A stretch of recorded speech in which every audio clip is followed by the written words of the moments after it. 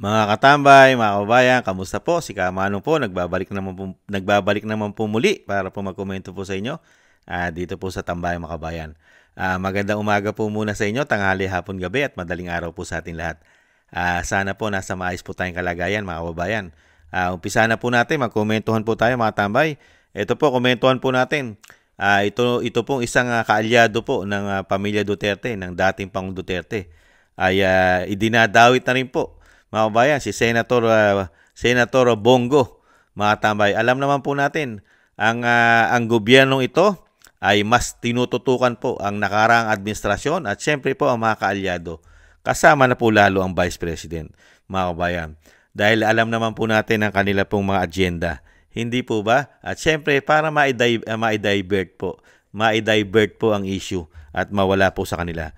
Hindi po ba tayo nagtataka? Bakit po ang investigasyon ay sa mga kaalyado, karamihan kaalyado at sa pamilya Duterte. Samantalang iniiwasan po nilang imbestigahan, lalong-lalo po sa issue ng flood control. Ang bayan o ang distrito ng dating speaker na si Tambaluslos na tinatawag ng Vice President. At iniiwasan din po nilang imbestigahan ang Ilocos Norte. Mga kabayan, ganyan po katindi ang gobyerno ngayon. Pero nagsasalita ang Pangulo na hindi po siya madadamay sa korupsyon dahil iniiwasang imbestigahan ang kanilang teritoryo. Ganyan katindi. Pakinggan po natin si Senator Bongo, mga tamay. Senator Bongo. I welcome any investigation. Let the facts speak for themselves. Wala po akong itinatago. Wala po akong kinakatakutan dahil wala akong kasalanan. Hindi ako sangkot sa anumang anomalya. Hanapin ang dapat hanapin ng mga totoong buwaya at mastermind. Ito ang panawagan ni Senator Christopher Bongo sa gitna ng investigasyon sa mga anomalya sa flood control projects ng pamahalaan. Kasama na ngayon sa inaalam ang umano'y koneksyon ng mga diskaya sa CLTG Builders, isang construction company na pagmamayari ng kaanak ng senador. Paliwanag ni Senador Bongo, simula pa lang ng investigasyon ng Senado sa issue ay sinabi nito na handa siyang kasuhan ang sarili nitong kaanak kung ito ay may kasalanan. Anya, walang makapagtuturo na may kinausap at nakisali siya sa anumang transaksyon ng gobyerno dahil siya ay isang senador. Kaya ako nananawagan sa lahat ng mga witnesses, magsabi kayo ng totoo. Wala kayong dapat itago. At wala silang dapat proteksyonan sa akin dahil wala po akong kinalaman. Hindi ko naman sila kilala. Hindi naman po ako nag-i-involve sa any government transactions.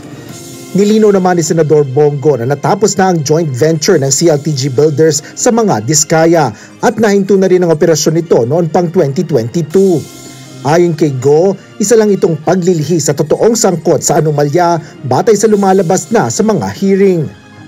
Lumalabas na yung katotohanan paakyat na napaakyat Habang paakyat, inililihis po sa katotohanan, umaatras, binabalik sa administrasyon ni former President Duterte na wala naman pong basihan. Hindi ko naman sinasabi na perpekto yung administration ni former President Duterte noon. Pag may nababalitaan siyang involved sa corruption, tinatanggal naman niya. Sinabi naman ni Independent Commission for Infrastructure o ICI Executive Director Brian Keith Hosaka na titingnan din nila ang issue na ito. We'll look into that. If there's indeed a need to invite Senator Bongo to the commission, then the commission will invite him. Sa panayam kay Secretary Vince Dizon, kinumpirma nito na uumpisahan na rin nilang imbestigahan ang CLTG Corporation at ang koneksyon nito sa mga kumpanya ng mga diskaya. We are looking at connections between the Discayas and CLTG Corporation. Yun ang usapan namin ni Ombudsman kagabi. Binigyan din naman ni Senador Bongo na handa ito sa anumang investigasyon. Gayunman, may panawagan ito sa lahat ng mga mag-iimbestiga, kabilang na ang Ombudsman, ICI at DPWH. Pakiusap ko lang po, sa katotohanan lang tayo. Yan po ang pakiusap ko sa ICI, Secretary Vince, at sa lahat po nag-iimbestiga. At nakikiusap lang po ako sa lahat, sa DPWH, sa Ombudsman, sana po ay maging fair. Welta pa ni Senador Bongo, Huwag niyo po ipahid sa akin ang dumi para kayo ang pumuti. Asher Kadapan Jr. Yan, ayan. Nangyayari po talaga yan eh. Yung ginawa po nilang korupsyon, yung dumi, ipinapahid po nila sa iba para sila'y pumuti. At syempre, para ma-divert po yung korupsyon. Di ba? Kailangan nilang magturo. Di ba? Kaya nga yung kasabihan, di ba? Pagka nagturo ka ro ng ganyan, di ba? Nagturo ka. Ilan po yung daliri na nakaturo naman sa'yo? Di ba? 3. Mas marami. Di ba? Kasabihan na po yan eh. Yung nagtuturo, pero mas marami yung nakaturo sa kanya. Di ba? Ganyan po nangyari. Nakita niyo po ang ombudsman. Nakita niyo po ombudsman. Saka ito pong ICI. Di ba? Sanib Puwersa. Sanib Puwersa po sila para po sa pag-iimbestiga. At syempre, yung sinasabi nga ni Senator Bongo, mga tambay, yung imbestiga sa Senado, malapit na eh. Natutumbok na. Natutumbok na talaga yung malalaking isda, yung malalaking silolong, mga buhaya. Pero, pilit po nilang inililihis at pilit nilang pinababalik sa baba. Hindi po ba? Nakita nyo po? Totoo po yun. Nandun eh. May lumalabas nang nagpapatotoo. Isa pa nga lang yung lumalabas, may kasunod pa yun eh. Ayon kay Senator Bato de la Rosa, marami pang magpapatotoo doon sa sinabi ni Master Sergeant na Gutesa, ni retired Master Sergeant. Marine po yun, sa Marine. Di ba? Sabi ni Sir Gutesa, di ba? Nagdi-deliver na sila ng basura na mali-maleta raw na pera kay Saldico, sa dating speaker at sa Malacanang. Di po ba? Pero bigla po nilang pinatay ang issue sa Senado. Bakit kaya? Malapit na eh. Pero ngayon, nakita nyo po yung dinadivert nila at bigla po naging ombudsman si Boying. Ano na po ngayon? Ano na po tinututukan ngayon? Para po mailihis na po ang issue at hindi na po madamay at pilit po nilang tinatanggal at hindi ikinakabit ang pangalan ng Romualdez at Marcos. Bakit kaya? Sa issue po na korupsyon. Hindi ba? Ngayon, yung pamilya po ni Senator Bongo. Kaya nga hamon ni Senator Bongo, open siya sa lahat dahil malinis ang kanyang panunungkulan. Hindi po ba? Ngayon, silipin nyo kung si Senator Bongo ay may mga proyekto na ghost project. Di po ba? Kung meron siyang mga ghost project at ang kanyang proyekto ay mahihina, mga mahihina ang standard, di ba? Gumuguho. Tingnan nyo. Di ba? Kasi hindi maglalakas ng loob itong si Senator Bongo na magpahayag at hinahamon pa ang pamahalaan, pati ang mag-iimbestiga, kung ito po ay hindi matinong politiko. Hindi po ba? Willing nga siya eh. Dahil wala siyang itinatago. Wala siyang tinatago sa kanyang paglilingkod. Hindi po katulad ng mga ibang politiko. Gumagamit ng pera yata para lang mapagtakpan. Gamit pa yata ang media umano para mapagtakpan ang kanilang mga pagnanakaw. Hindi po ba? Saka hindi po ba tayo nagtataka? Napakadali po nilang magpangalan sa mga kaalyado ni dating Pangulong Duterte. Pero sa mga kaalyado po ng pamahalaan ngayon, nakita nyo po ba na nagpapangalan sila? Isa lang po ang pinangalanan nila. Sino po? Si Saldico. Pero wala na. Yung pinangalanan nila, nawala pa. Hindi natin malaman kung sino nagpatakas. Sino ba nagpatakas kaya ron at nawala? Tinulungan kayang tumakas yun? O meron kaya nagsabi na umalis ka na? Kay Saldico? Nakita nyo po? Napakarami po na congressman o representative sa House of Representatives. Isang tao lang po itinuro nila, si Saldico. Pero napakarami pong congressman doon na humawak po ng proyekto sa mga distrito nila. Isang damukal kasama ang dating speaker na si Tambaluslos. Pero wala po silang pinapangalanan. Kahit po yung mga congressman sa Maynila, sa Quezon City, hindi po ba? Meron pong napangalanan, pero ayaw na po nilang banggitin ng media paulit-ulit. Hindi po ba? Bakit kaya? Pero pagdating po sa mga Duterte, sa Vice President, at sa mga kaalyado ng Duterte, tutok na tutok po, pati ombudsman, tutok na tutok, pati sa Vice President, di ba? Tutok na tutok, pati SALN. Tapos bubuhayin na naman ang kanyang confidential fund. Di ba? Nakita nyo po? Pero dito sa administrasyon, wala po silang tinututukan at walang pinapangalanan. Ni hindi man lang po ma-mention na susunod na namin pupuntahan ang Leyte. Lalo-lalo ang distrito ng speaker. Ang dating speaker na si Tambaluslos na tinatawag ng Vice President. Di po ba? At uunahin na namin imbestigahan ang Ilocos Norte. Dahil ayon kay Manong Chavit, isang damukal daw po ang makikita nilang anomalya sa Ilocos Norte. Lalong-lalo ro sa mga proyekto ni Sandro Marcos. Dahil daw ang Ilocos Norte ay napakaraming nakuhang proyekto ng flood control. Pangalawa o pangatlo daw yan, kung hindi nagkakamali si Kamanong, pangalawa o pangatlo sa pinakamaraming nakuha. Hindi lang po Bulacan. Ang Bulacan po kasi nangunguna sa napakaraming nakuha. Bilyon-bilyon. Ganon din daw po ang Ilocos Norte. Pero ayaw po nilang imbestigahan at iniiwasan nila ang probinsya. Nakita niyo po yon? Iniiwasan nila ang probinsya ng Ilocos Norte at ng Leyte. Iniiwasan nila imbestigahan ang anak ng presidente, si Sandro Marcos, at ang dating speaker na si Tambi o si Tamba. Nakita niyo po? Ganyan po katindi ngayon ng ating gobyerno magtakipan. Kaya nga po basag na basag sila. Basag na basag sila kay Senator Bongo. Yung katotohanan lang po sana ang ilabas ninyo. Kaya nga hinahamon niya lahat ng mga saksi o mga testigo. Magsabi kayo ng totoo, huwag kayong matakot. Pangalanan nyo lahat. Hindi po ba? Huwag kayong matakot. Siyempre naman Senator Bongo, matatakot po ang mga testigo. Lalo-lalo pagka sila po nakaupo. Nandiyan pa si Boying umano. Hindi po ba? Hindi ka ba matatakot? Kung yung mga nanunungkulan ngayon ay nagpoprotektahan, nagtatakipan, tapos iipitin mo sila. Nakita nyo po, napakadali nilang bumali ng batas, baluktutin ng batas.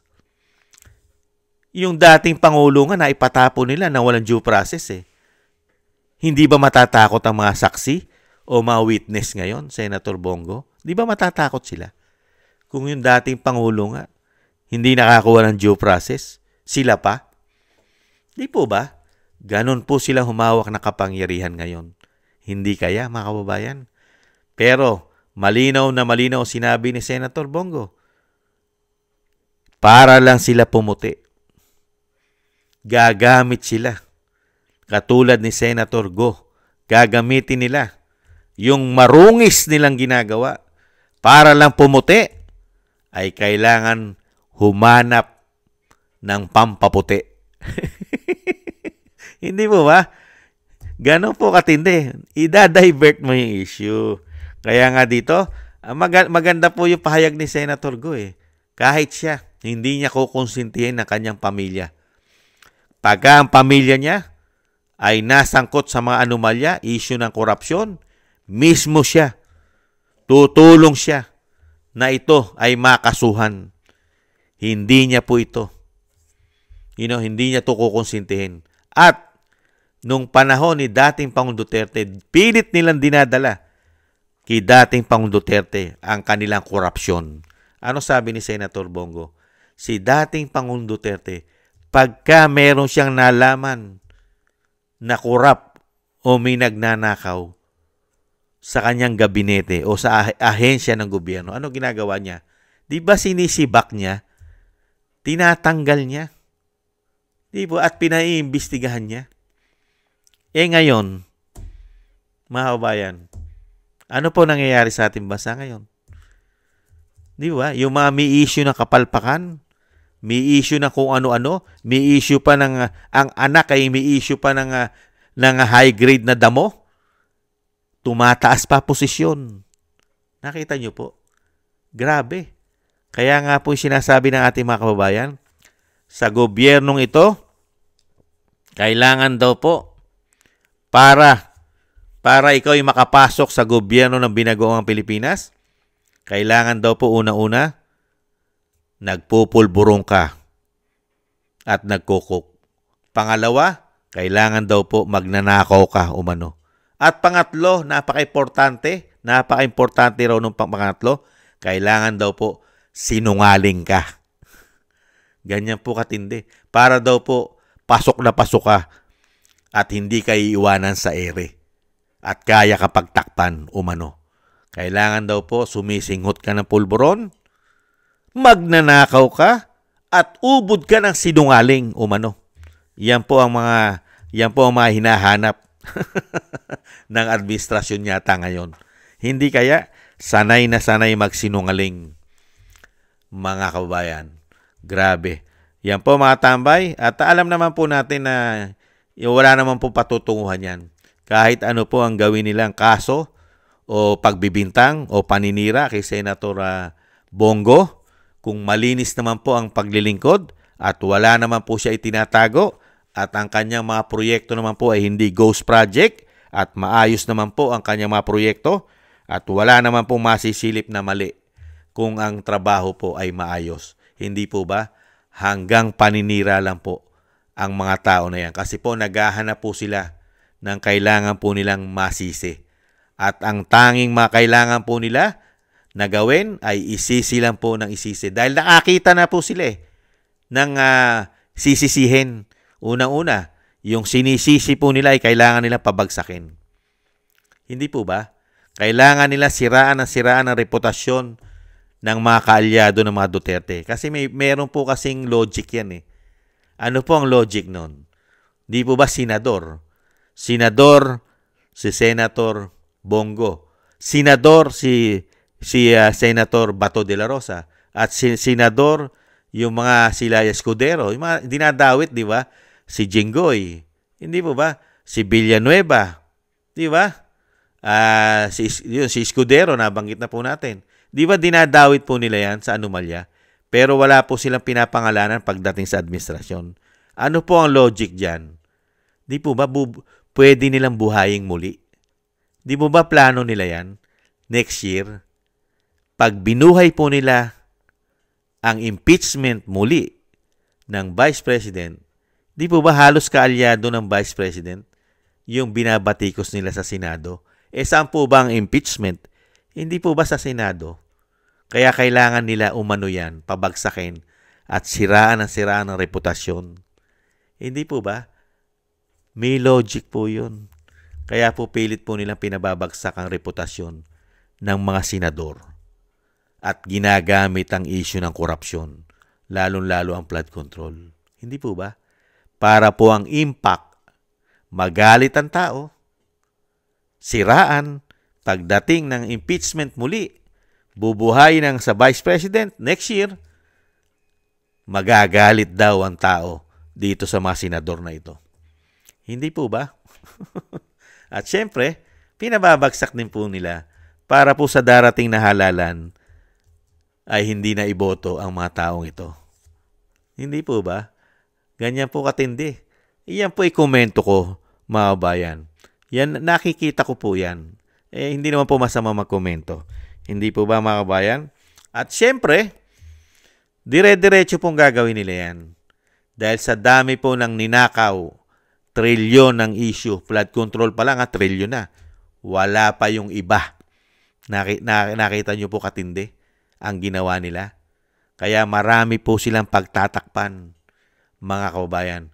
Kaya po ang ginagawa nilang investigasyon, hausyaw lang po yan. Hausyaw. Hindi po totoo yan. Yung mga investigasyon nila ngayon, komento ko po, lalo-lalo yung binong ICI, yung ICI na yan, yung independent na commission na yan, wala po yan. mga kabayan. Mahirap po yan. Mangyayari lang po ang totoong investigasyon pag hindi na po sila, lalong-lalo hindi na po Pangulo ang nakaupo ngayon. At wala na po sa kapangyarihan sila. Diyan pa lang po magkakaroon ng parehas na investigasyon. Dahil wala pong magdidikta. Hindi po ba? At mag-uutos kung sino lang ang dapat mong imbestigahan. Dahil sila ang involved. Sila kasi ang gumawa. At sila rin na nag-iimbestiga. Hindi po ba? Hindi parehas. Hindi po ba? Yan po mga tambay. Maraming salamat po, Senator Bongo. Hindi naman po sila magtatagumpay, Senator Bongo, kung wala naman po kayo itinatago. At kayo naman po ay nasa tama, mga kababayan. Thank you po sa nagusto po ng ating tambayang mga kababayan sa YouTube at TikTok. At sa mga subscribers po natin, maraming salamat din po sa inyo. Mabuhay po kayo. At sa mga nagbibigay po ng tulong at biyaya, thank you rin po sa inyo mga kababayan. At shoutout po sa inyo lahat. At patuloy po tayo na isama po natin sa ating mga dasal at dalangin na maingatan po pamilya Duterte, ang ating Vice President at ang dating Pangulong Duterte na sila po'y mailayo sa kapahamakan. At madugtungan pa po ang buhay at kalakasan at makabalik pa po sa lalong mabilis sa ating bansa. At makalabas na po sa lalong mabilis ang dating Pangulo. Thank you po sa mga dasal, mga kababayan. At syempre po mga kababayan, tayo rin po ay magdasal at nang tayo po'y maingatan at mailayo po tayo sa kapahamakan at ganun din po ang ating buong sambahayanan ay mailayo rin po sa kapahamakan. Thank you po sa inyo mga kababayan. Ingat po tayo. Konting tiis lang po. Tiis lang po tayo mga kababayan. Paalam. Bye-bye.